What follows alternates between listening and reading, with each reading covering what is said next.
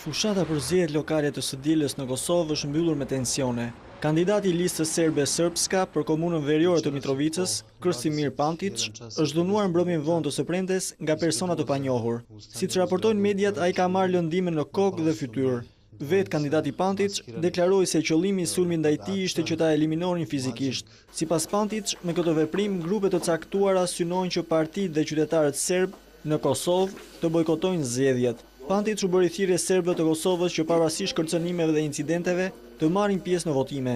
Ndërkaq që prej mesnatës në Kosovë ka nisur heshtja zgjedhore e cila vijon deri në mbylljen e kutive të votimit në orën 19 të së dielës. Sipas Komisionit Qendror të Zgjedhjeve të drejtë vote kanë rreth 1.800.000 persona.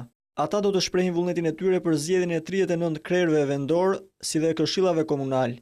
Veçantia e këtij procesi është se ai mbahet për herë të parë edhe në pjesën veriore të Kosovës e banuar nga serbët. Zgjedhjet do të monitorohen gjërësisht nga vëzhgues vendas dhe ndërkombëtar. Për procesin ka reaguar edhe sekretari i përgjithshëm i OKB-s Ban Ki-moon, i cili është shprehur se do të ndjek nga afër të gjitha zhvillimet. Ban Ki-moon ka bërë thirrje për një proces të qetë, demokratik dhe me standarde ndërkombëtare.